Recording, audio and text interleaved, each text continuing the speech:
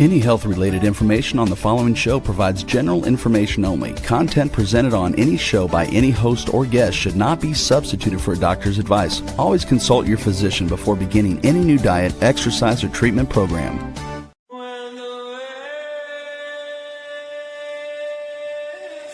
For centuries, ancient cultures knew the secrets to longevity, vitality, and healing. Now, modern science is catching up.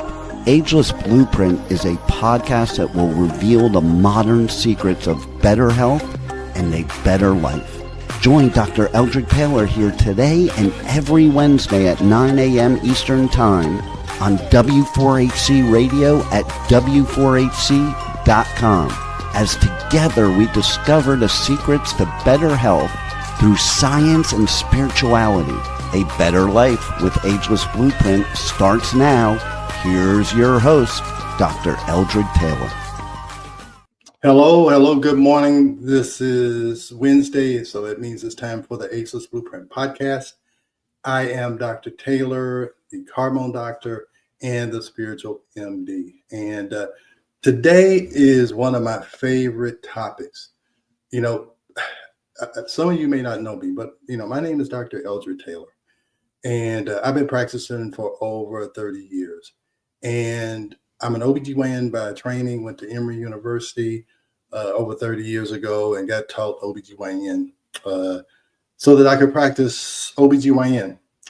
And so I did that for about 6 or 7 years until the turning point happened when my wife started having issues that were hormonal. She was turning 35 and periods started to get irregular. Her emotions started to get out of balance, and just things were not good at home. It was just a unsettling situation. So anyway, so I did what I was taught: birth control pills, all this stuff, and I saw it didn't work. And so I saw it 24/7, and that's the problem. A lot of times, I think doctors, they see you for 10 or 15 minutes, and they don't see what's really going on. And so they think everything is fine. And so I realized that. So anyway, to make a long story short, so we tried to fix that by learning actual physiology and not what I had been told to do.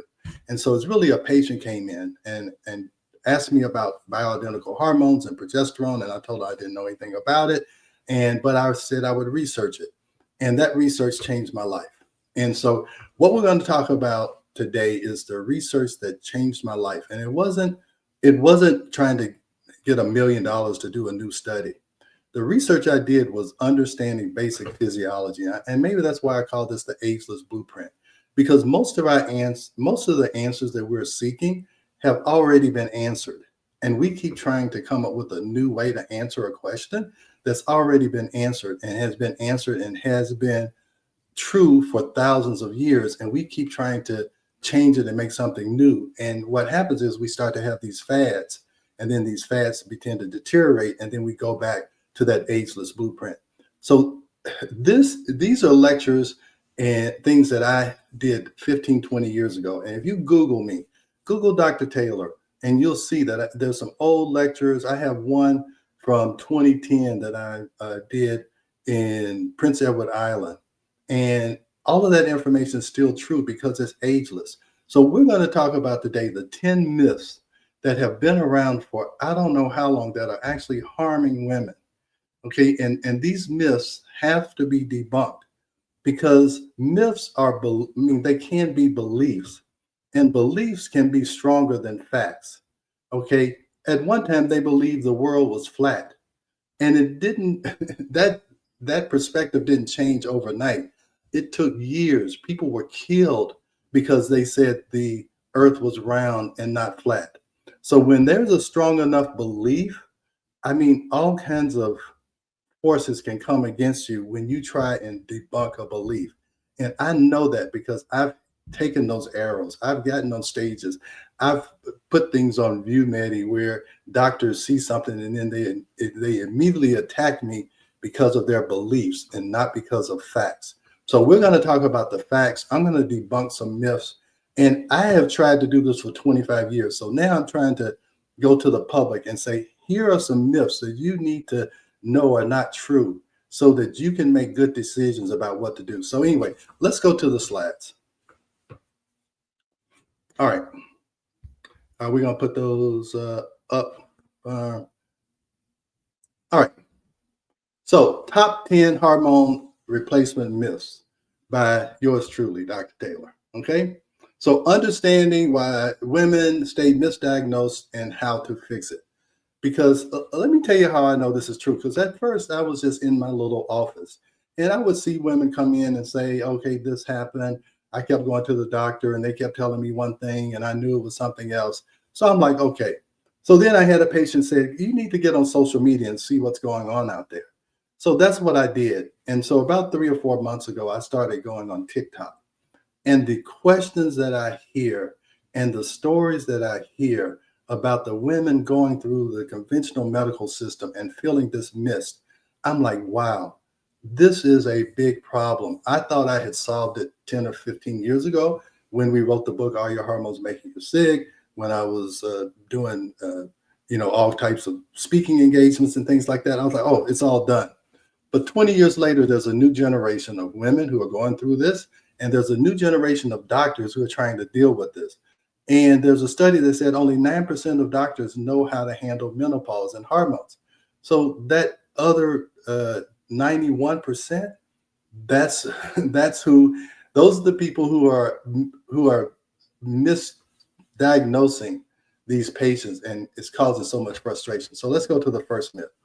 So why do these matter? Okay, why do these myths matter?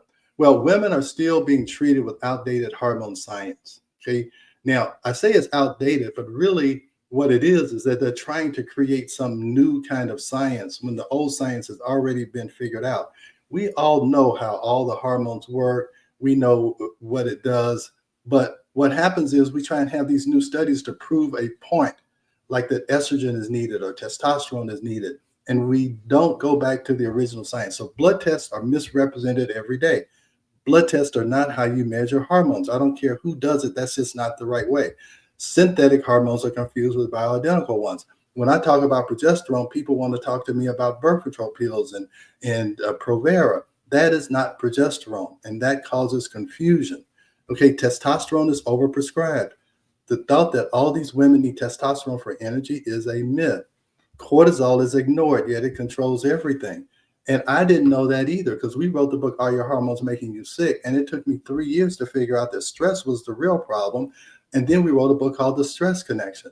And now people are finally understanding that you can't say, oh, it's just stress. Stress can kill you. Stress disrupts everything. And if we don't pay attention to that, we're never going to get this hormone thing right. Women suffer because the testing method is wrong. That is the key. If we did the right test, all of these myths would be debunked, but we don't do the right test. We keep doing the same thing and we think something different is going to happen. Blood tests were never supposed to be measuring fat-soluble hormones. So anyway, and this is the biggest thing. Everybody knows estrogen. Everybody talks about estrogen. Estrogen in perimenopause, estrogen in menopause. Let me be very clear. Estrogen dominance is the overwhelming problem, not estrogen deficiency. And I can prove that if you do the right test. You can't prove it if you don't do the right test. Okay? Estrogen often rises in perimenopause. When you are perimenopausal, this is what is happening. You are beginning to transition out of your reproductive stage. When you are transitioning out of the reproductive stage, the key to reproduction, ovulation, becomes irregular. Ovulation is what produces progesterone. What happens in perimenopause, when this thing called FSH increases, FSH means follicular stimulating hormone. That means it stimulates the production of ovarian cysts, and those cysts make estrogen, and that estrogen is around to regrow the tissue so that the tissue that you shed is regrown. Now, when you have a lot of ovarian cysts, like polycystic ovary, all of those cysts are making estrogen. And ovulation is what makes progesterone. Okay. So what is becoming irregular during this time? Not the production of estrogen. Estrogen is getting made by all of these ovarian cysts, hoping that one of them will ovulate. Now, if one ovulates, it might not make enough progesterone to balance out the estrogen. I hope you're following me here. So the last thing you need when you're perimenopausal is estrogen. Estrogen is going to make your symptoms worse. It's going to make your fibroids grow. It's going to make your endometrial lining grow. Okay, it's going to store fat. I get so many women who come in perimenopausal and they say, I can't understand why I can't lose weight like I used to. I do a saliva test. It's obvious that they're estrogen dominant. Estrogen makes you store fat. Progesterone helps you to burn fat for energy. So please, please, women, hey, look, if your doctor doesn't understand this, you need to understand it so that you don't take unopposed estrogen when you're not supposed to. Okay? I think we had a question. I didn't see it. Rebel, should I answer that question? Beth is asking, would these apply to all women, or any woman can experience these at any times? Yeah, you can explain it because that's what PCOS is. You don't have to be in perimenopause to have these symptoms of estrogen dominant, because polycystic ovary means I have a lot of cysts. Cysts make estrogen. They may not ovulate, so you will have low progesterone. Okay, let me. I gotta turn my phone off, you guys. All right. Okay. So the entire conventional menopause model is built on a false assumption, where the assumption is that all women are estrogen deficient as they get older. And that can't be further from the truth if you do the correct test. Okay. Blood tests show hormone action. This is myth number 2. Women, stop wasting your money on getting blood tests for hormones. It doesn't work. I did a residency in OBGYN. We never drew blood for hormones. We never even tested anyway for hormones. Okay. We just, this is what we did. If you were less than 45, you got birth control pills. If you're over 45, you're going to get some type of hormone replacement, I'm going to tell you. And then most of the time when you become so frustrated, they prescribe antidepressants. And they do that so you don't feel so bad about how bad you feel. Okay, now I'm not telling you something that I've imagined. I'm telling you these are the stories that I hear on TikTok and social media. That's what these women are getting told. All right. So if blood tests can't show you the free active hormone, it shows you what's bound. It can't show you how hormones change over the day, like cortisol. It has a rhythm. Progesterone fluctuations. Well, what you do is you pool all of the saliva. We do it through saliva. We pool it all during the day, and we come up with what the average is, estrogen or progesterone. And we can see cortisol patterns where it should be high in the morning and low at night. So hormone action is at the tissue level, is not at the blood level. So that's why this is what changed my life, is understanding how saliva can actually give me information that I can use to balance patients' hormones, and it balances their lives. I'm telling you, there's nothing more disruptive in anyone's life is unbalanced hormones.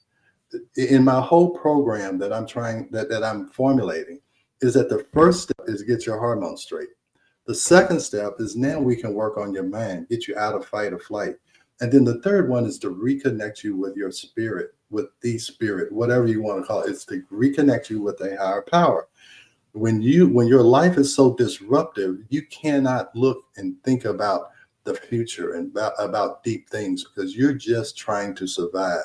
And that should not be an issue. Just talked to a lady yesterday. She's so frustrated. She's in her 40s. And I'm like, you can't live another 40 years like this. We have got to figure out how to get you back to yourself. Okay. So HRT causes breast cancer. I hear all these things. I can't take hormones because of this. I can't take hormones because of that. Yes, certain hormones you shouldn't take. Estrogen causes growth. Cancer is uncontrolled, undifferentiated growth. That means growth that doesn't have any purpose. It just is growing. And so it invades all of your normal tissue. So the last thing you would want to do is to take a hormone that can stimulate growth. Okay, so you don't want to take unopposed estrogen. I don't care if you have breast cancer or you don't. Progesterone opposes the growth aspects of estrogen. So you might want to take progesterone. And then the other thing is progesterone can get rid of a lot of the symptoms like hot flashes and all these things, because a lot of times this chemo and radiation puts these patients immediately in menopause. So immediately they start suffering menopausal symptoms. So even though their cancer may be eradicated or is in remission, they're suffering because their hormones are out of balance, and all they would need is some progesterone and to build up their adrenal gland because of the stress of the cancer treatment, and avoid the estrogen, but you can still be comfortable with the progesterone and can go to sleep and not have hot flashes and still have energy to rebuild yourself from all of the damage that the chemo and radiation has done. A lot of times oncologists are very adept at killing the cancer, but have a hard time seeing the patient that's suffering, even though the cancer may be in remission. So you need to understand the different hormones and don't just put a blanket over all hormones and say, you cannot take any of this. I don't care how much you're suffering. So that's what I'm saying. We have to have a deeper understanding and not just say, oh, if you have this, you do this. If you have that, you do this. No, we've got to really think and see what would be appropriate and not just put everything in one basket. This is a big one, you guys. You only need progesterone if you have a uterus. And I have been fighting this for a long time, and I still hear it. Patients tell me, this is what the doctor said. Yeah, I didn't have a uterus, so I don't need this progesterone. That is wrong. So let me tell you how that started, okay? When we started giving estrogen to people as Premarin, start giving estrogen to people, it took a while before they did enough studies to see, hey, this is causing uterine cancer. This giving estrogen to everybody because we think they're estrogen deficient is causing uterine cancer. It's causing cancer of your womb. So what's going on here? Maybe we should stop giving people estrogen. No. Here's a better idea. Let's get another drug that will counteract the effects of the estrogen. So then they came up with Provera. So Provera is not progesterone. They had to change it so that they could patent it. So now you're on estrogen that was causing the bleeding and stuff, but now we got the solution. We have the solution. It's Provera. So then they thought that the only reason why you need Provera is if to prevent uterine bleeding or uterine cancer. Well, that was a problem too, because then they found out in later studies, this is the Women's Health Initiative, that, hey, now this combination seems to be causing cancer. But here's the deal.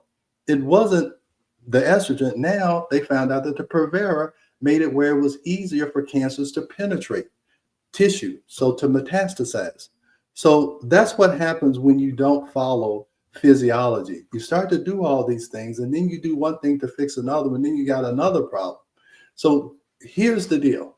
You don't need Provera. You don't need birth control pills. You don't need norgestimate. You need progesterone, because progesterone receptors don't just exist in your uterus, in your womb. You have progesterone receptors in the brain that help to calm you down. It acts like GABA.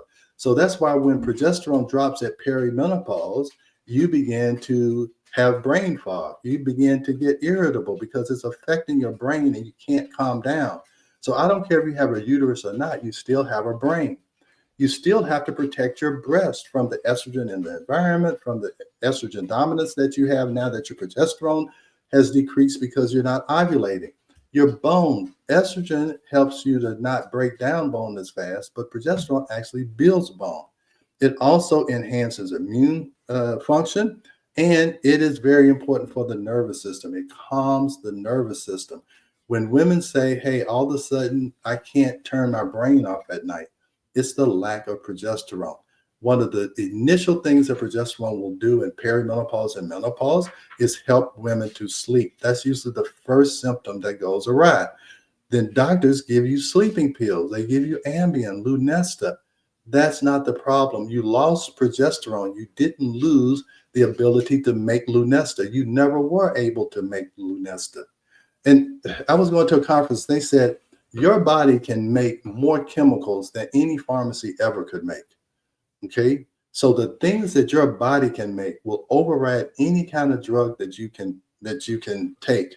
And if your body needs a little help, you want to give it exactly what it was making all of the time. So progesterone is required for you to sleep, for you to be calm, for mood regulation, for neuroprotection, protecting your nerves, balancing estrogen everywhere, because estrogen is affecting everything. So you have to have enough progesterone to balance that out. This myth is anatomically and physiologically false. So all you have to see, this is what I'm saying. You don't need to have a new study. When I present this information to doctors, they want to tell me about all of these new studies that prove something else or whatever they want to prove. This is how progesterone works.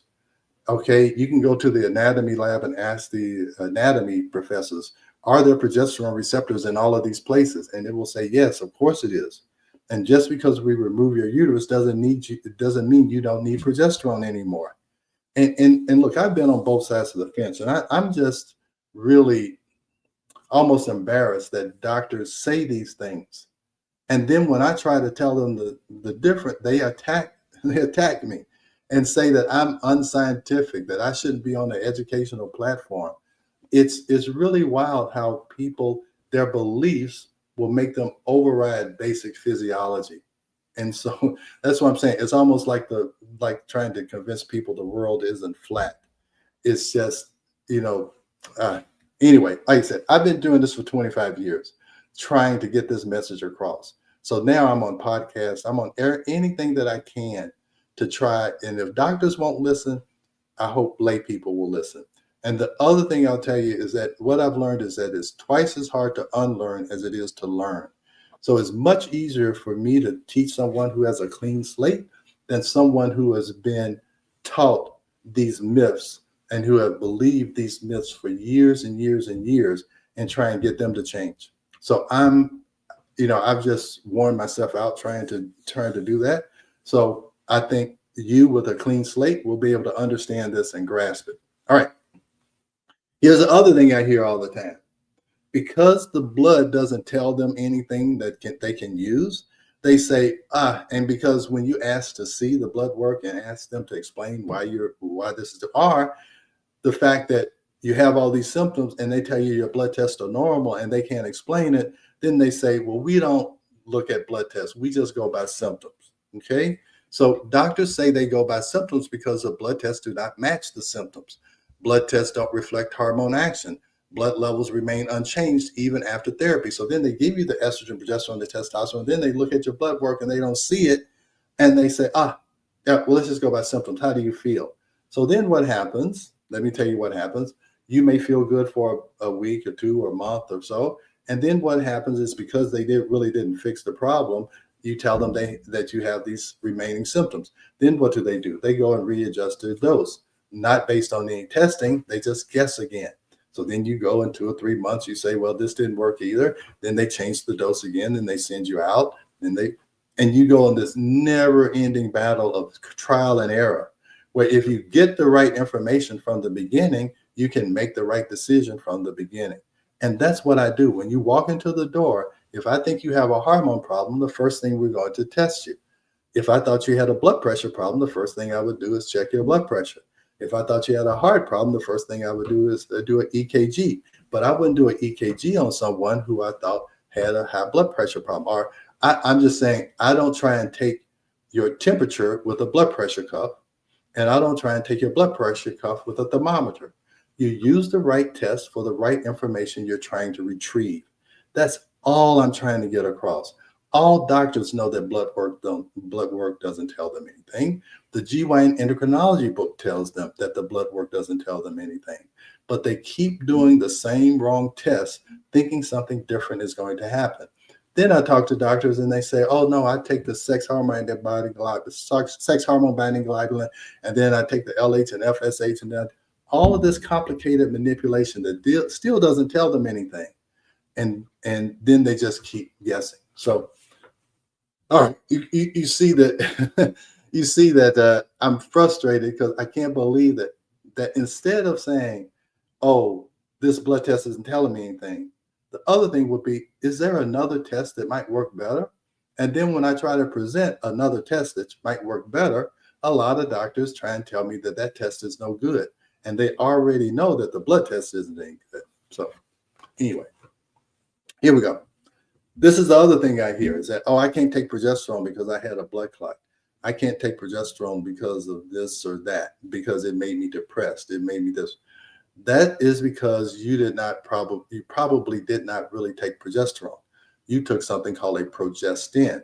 What a progestin is several things. It's what's usually in birth control pills and in other progesterone-like drugs. So you take progesterone and then you have to change it, alter it just a little bit so that it's not a natural compound. Then you can register it as a drug. Then you can patent it, and then you can set your own price for 7 years. So they don't want to use progesterone. They want to use these derivatives. But if you know anything about chemistry, if you change one molecule in a substance, it's a totally different substance. You know, in the periodic table, that chemistry thing that you remember from high school, the difference between all of those elements is one electron. And one electron can change a whole, a whole element. So just think, if you change something in progesterone, you have a whole different hormone, and it does a whole different set of things. And a lot of it is opposite of what progesterone is, because it's actually blocking the progesterone receptor. So your cells have this receptor looking for progesterone, but if it has a progestin in it, now you're actually more progesterone deficient. That's why when I talk to you about all of the things progesterone does, you talk about your experience with birth control pills and synthetic progestins, and you say, well, that can't be true. No, it is true. You just didn't really get progesterone. And the problem is doctors and even some pharmacists don't know the difference between progesterone and progestins. So that's where the confusion lies. And again, I hope you guys are seeing how harmful this is, the misinformation that you're getting and how it is affecting your decision making. And I hear women all the time say, I knew I shouldn't have had that hysterectomy. I knew I shouldn't have done this. It did. Please respect your women's intuition. Please do that. When you don't feel right about something, investigate it. Start asking questions. Don't do something that you don't feel right about. I very much respect a women's intuition, because I've been married for 40 years. I've been an OBGYN for a long time, and I know women, and they know their bodies. That's why I went into OBGYN, because women care about their health. Men don't go to the doctor. The men that come to my practice, usually it's because their wife made them.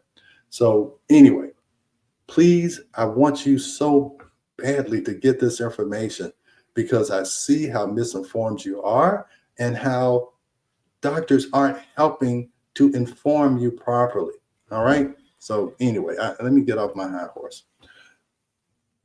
This is another one. Women should stop hormones after age 60.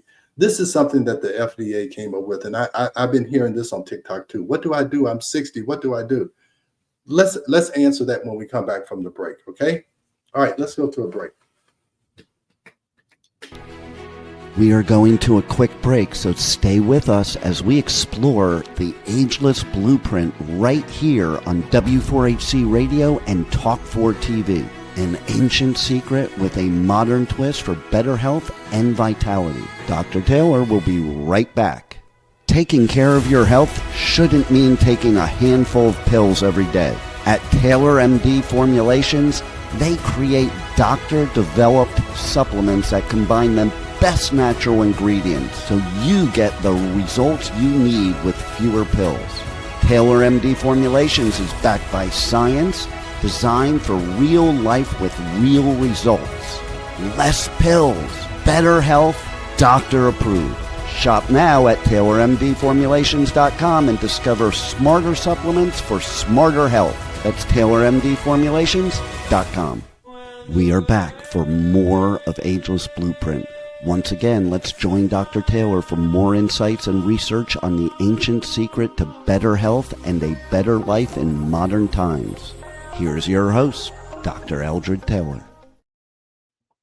You know, I was just listening to the intro or whatever, and it's talking about ancient secrets. You know, again, women's hormones have been doing this since the beginning of human life on Earth. So this is really not a secret. I don't know when all of this was really, determined scientifically, But I think women, men, we inherently, women's intuition knew these things. And we're trying to create something new that has been around for ages. And so if we really understand these ageless blueprints, which human physiology is really ageless, okay? If we really understand that, it would answer a lot of our questions that we have. So let's talk about this. Women should stop hormones after age 60. Now, this is what the FDA just came out that they thought hormone replacement was safe up until, well, this was they said. They said you should start it within 10 years of menopause, and then they say, but you should stop it after age 60. Well, some women don't go into menopause until they're 50, or let's say 55 or whatever. So, trying to do it within that 10-year period is hard to do. And then what is magic about age 60? Why isn't it 61? Why isn't 59 years and 27 days? It's based on just some arbitrary number. There's nothing magical about age 60 when it comes to hormone replacement. What matters is, I don't care if you're 30, 40, 50, 60, 70. The key is, are the hormones balanced? I don't care what age you are. If you are 22 with polycystic ovary, you need to understand that your problem is estrogen dominance. It's not that you need more birth control pills or a different birth control pill. Okay, so after 60, are the hormones in balance? And you don't know that unless you look where the hormones are, which is in the tissue, and that's why you do saliva testing. So I'm telling you is that I don't care what age you are. If you have unbalanced hormones, it's a problem. And I don't care what age you are. If you have balanced hormones, it usually is not a problem. All right. Now, I'm not telling you, I have to be careful what I say. I'm not trying to tell you how to cure or diagnose. I'm trying to tell you how to get your hormones back in balance. And the key is knowing the right test to see what's out of balance. And so if you're 60, 65, that's crazy. I'm over 65. I won't tell you how old my wife is, but that's not a time to stop. Okay, that is a time to continue making sure your hormones are balanced. And you do that by monitoring your hormones with saliva, not with blood. Because they don't have good information, they have to do these arbitrary things, like say there's a cutoff at age 60. There's nothing magical about that, because women of all ages still want their brain to work. Why would you stop these hormones so you can get your foggy thinking back? Bone density, this is the key after 60. Sleep quality, you're telling me you want to stop sleeping after 60? Your metabolism, you want to stop burning fat? Do you want your immune system to shut down? Do you want your emotional stability to go back and be haywire again? Aging without hormones is optional. It's not necessary. That is the key, is that you don't have to stop at 60. If you have balance, I don't care if you're 80 and your hormones are in balance. And here's the key. Most of the time, you don't need extra estrogen. I'm just usually prescribing progesterone to balance out the estrogen that your fat tissue is making. I don't know if I made this clear. Your fat tissue makes estrogen, and estrogen makes more fat tissue. All right. So if you are more than 10% over your ideal body weight, you have enough fat to manufacture estrogen. So most women, when they're postmenopausal or perimenopausal, or even with polycystic ovary, the answer is to match their progesterone with the amount of estrogen that they are making. They usually do not need extra estrogen unless they don't have a lot of fat tissue. So that is probably one of the most important. And here's the problem why doctors don't pick it up. Because the estrogen is made in the fat tissue, because it doesn't come from the ovary, you cannot see it in the blood, but you can see it in the saliva. So that is a big confusing point to both doctors and patients. So yes, you can take hormones even if you're over 60. And this is last but not least. Okay, I think this is the last one, and then we'll talk just how to wrap this up. Women need testosterone for energy and menopause. And again, I told you I did a residency in OBGYN, and we never even considered giving testosterone to women. I mean, it wasn't even a consideration because one, the blood test always showed that testosterone was low in women, even if they were hirsute, if they were having hair and all this stuff on their face. still the testosterone would be low. Okay, so now, so they can market hormone replacement, they take that normally low testosterone and say you need more. But testosterone was never meant to be a woman's hormone. But good marketing and media have convinced women that testosterone is what they need. But the problem is not testosterone, it's usually a cortisol issue. So women do not need testosterone for energy. Energy comes from cortisol, not testosterone. Cortisol mobilizes glucose in a pattern during the day where it should be high in the morning and low at night. That's why you get a good night's sleep, you wake up, you get a flow of cortisol or glucose that slowly dissipates over the course of the day. And then at night, you go to sleep and you rejuvenate yourself and you do it all over again. That is the pattern that gets disrupted when women are fatigued and they can't stay asleep at night. It's a cortisol disruption pattern. It's not a testosterone disruption pattern. So here's what happens. Now, initially, most of the women will get a boost. Okay, they'll get a boost. Oh, I feel good because testosterone is a more active hormone. It's a man's hormone. So men, they like to be active and compete and have war and kill each other and all this stuff. All right. So that's what testosterone does. And so it'll give you that initial boost. But as you stay on it, it will begin to accumulate because it's a fat soluble hormone. It doesn't stay in the blood. It likes to stay in the tissue. And then eventually you're going to get hair loss. You're going to get acne. You're going to irritability. I see it all the time. Women say, oh, yeah, this testosterone makes me feel great, but my hair is falling out and all of a sudden I'm breaking out. So the tissue level builds up over time. So what feels good initially, eventually is going to cause a problem because it's not the real problem. All right, the real fix is you restore cortisol rhythm, and that restores your true energy. No side effects and no virilization. Virilization means having manly characteristics. You cannot use blood tests to justify testosterone in women. Blood testosterone is always low because it's supposed to be low. So, they take this as normal and say, oh, wow, you need testosterone. Here's your problem. That is not the case. Rebel, let me just ask you, I know you're not feeling good, but am I making sense? I believe you are. It's the point that it's very confusing because here you are, a lot of women, not you, but a lot of Mhm. women are confused because of all of the lack of better word crap that they have been told throughout their lives. So, No. and Yeah. we thought, oh, well, doctors know more than us. I have to stress this, ladies and gentlemen, you know your body more than any doctor ever will because you've had it as long as you are old. Yes. Learn to listen to yourself and Yeah. question doctors. They're not all know-alls, end-alls, and Yeah. they can be wrong. I couldn't have said it better myself. See, this is coming from a woman. She knows the frustration that I have to see on TikTok or what I see in my office or what I used to see in my wife. So this is something I always say, this is something you should have learned in 8th grade health class. You should have learned how hormones work, how your period works, how reproduction works, how menopause works. You should have been told this is how your life cycle is going to be. And it is. It's going to be governed by puberty, your reproductive stage, perimenopause, and menopause. You're going to be in one of those stages all of your life. So you need to understand what's going on in all of those stages and how can I better adjust what I'm doing to keep all of those stages as smooth as possible. And when those stages are in balance, life can be great. When they're out of balance, your whole life is governed. So you start from puberty, then you get endometriosis. Then as you get older, you have fibroids. And then after that, you start irregular bleeding. And then you get the hot flashes.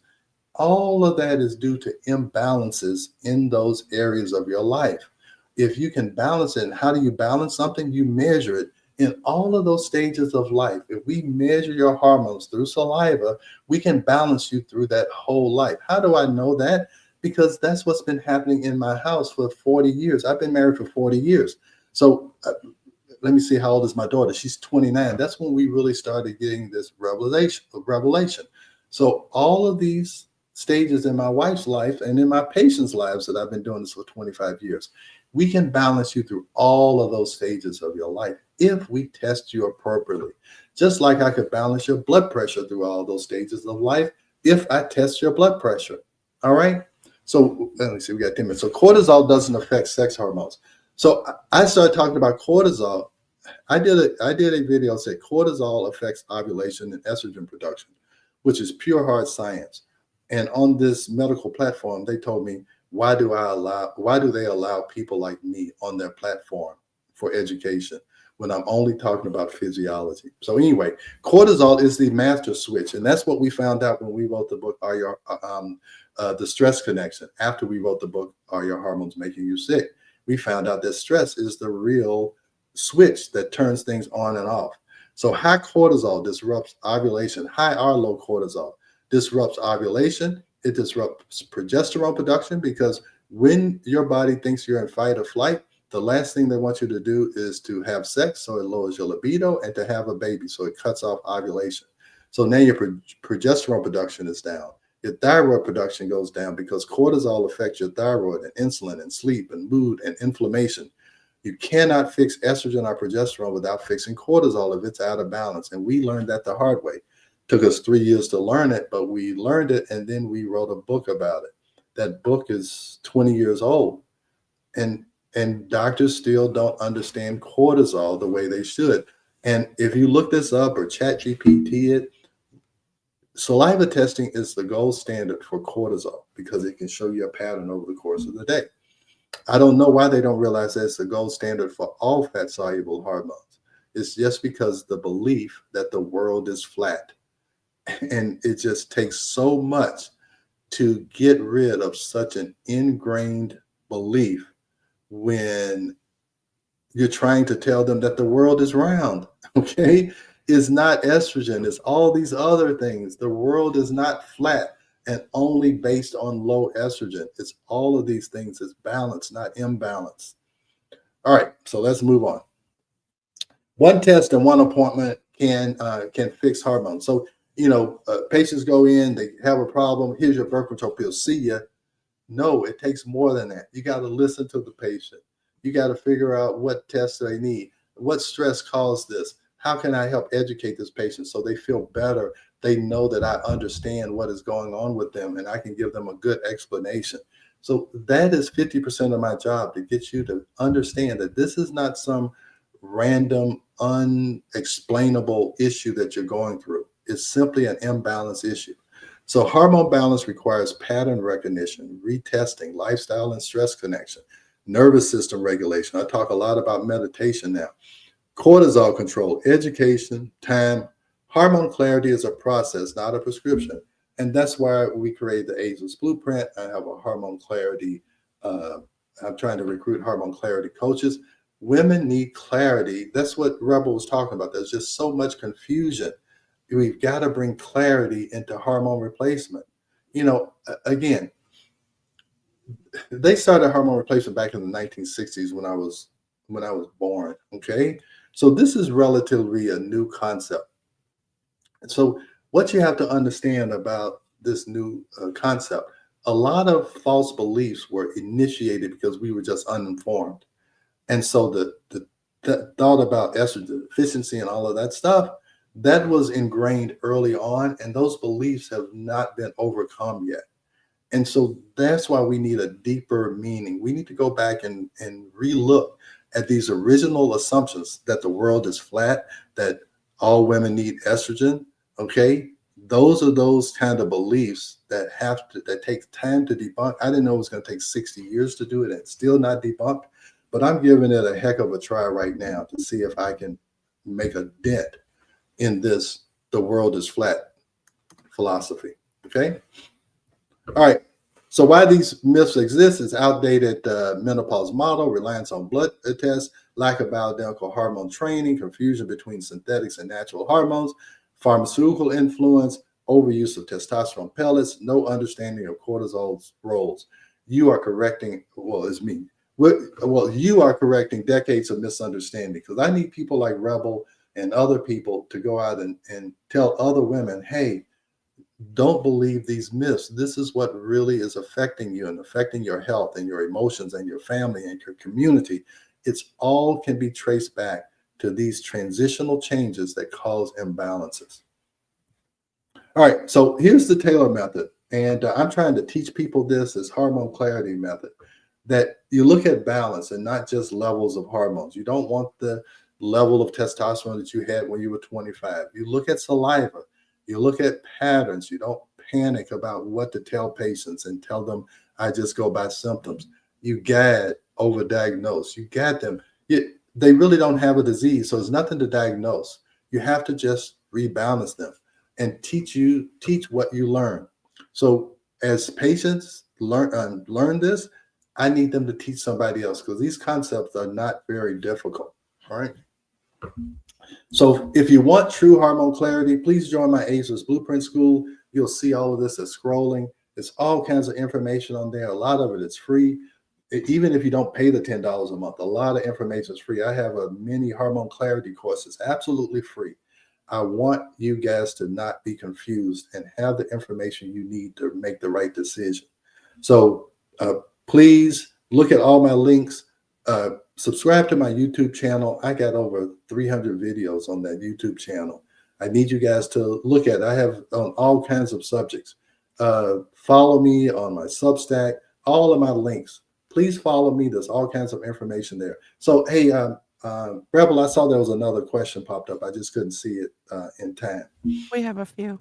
Okay, Okay, great. let's try to get through this because we have 4 minutes. Yeah, okay. Carrie wants to know, can you have PCOS after your period has stopped?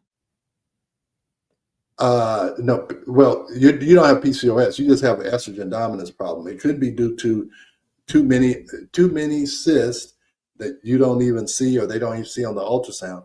What you're really describing is estrogen dominance. If you say you have PCOS, that's just a label that doctors put on there. It just means you have a lot of cysts, but it's not telling you what's wrong. The cysts are making estrogen, and you don't have enough progesterone to balance it out. So you can measure your induced saliva, we match it with progesterone, and your PCOS symptoms will subside. All right, let's go to the next one. You have another question? Yes, we do. Jesse, Okay. Mm-hmm. can our bodies get rid of the excess medication given? And if not, how does the body react to the excess? Well, That came in when people are getting hormone replacements or whatever. So if you're yeah. getting this, what happens? Well, so your body has to detoxify this stuff, and that is your liver. So you can take things like milk thistle. Just fasting gives your body time to detoxify itself. So people go on intermittent fasting. They may go on a one-day fast. All of that helps your body to detoxify itself. If it's really bad, we use IV glutathione, which is the master detoxifier. We use that in our office when patients have had chemotherapy or something, and 2 or 3 days later, they're trying to get rid of the after effects. So IV glutathione is the real way to do it. And so, yeah, it's all about helping your body detoxify itself. All right, next question. We got 2 more minutes. Kyle wants to know, why do doctors do blood tests if they know they don't work? That's the only thing they know to do. And the patients come in demanding something. Hey, I got all these symptoms, and the only thing they know to do is a blood test. And then, but they know the blood test is not going to tell them anything, but they have to do something to satisfy the patient. So you got to understand, doctors are in business too, and you have to try and do what the patient wants. And so then the other thing is, it's to prove that, hey, it's nothing in your blood work. So here's the birth control pill. And I had a lady yesterday who said the doctor told me the only thing I could do was take birth control pills and an antidepressant. And I'd say, hey, you're on the antidepressant so you don't feel so bad about how bad you feel, because she still feels bad. All right, next question. We got 1 more minute. All right, we have 2 more questions. This one, Okay. Jen wants to know, what causes male pattern baldness in women? Too much testosterone, just like it causes male pattern baldness in me. Yeah, and you can have too much testosterone without taking testosterone, and that's just the issue. So, but if you do it in the saliva, you can see it, and then there's ways to do it. Sometimes testosterone comes when you don't have enough progesterone, so then testosterone comes in, and that's why you lose your hair. So it's really still a progesterone deficiency that's causing the testosterone to increase. So we got a few seconds. Give me the last question real quick. Sorry, the last question is, Danny wants to know, how many times do you need to do the saliva test? And how often does saliva change? It doesn't change often. Again, I've been using it for 25 years, and it's the key to my practice. So what we do is we do an initial test, we correct the imbalance, and then we recheck it in 3 months. If that's okay and everything's good and she's fine, then we do the test twice a year. Or if your symptoms change, we'll see, because sometimes if you lose weight, gain weight, if you had a lot of stress in your life, then it will cause your symptoms to come back, because remember I told you cortisol just like screws up everything. So sometimes if a patient had a sudden death in their family, if they had a sudden job loss or some financial crisis, all their symptoms will come back because stress screwed up everything. All right. All right. So I know we got to go. Hey, watch me, follow me, just do whatever you can to spread this message, you guys. And I'll see you next week. Thanks for joining Dr. Taylor today.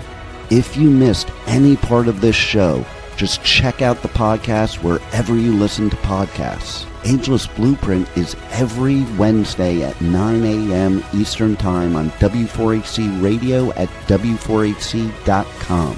Together, we discovered ancient secrets to better health through science and spirituality made for modern times. Until then, feel free to check out agelessblueprintpodcast.com and TaylorMDFormulations.com for more information.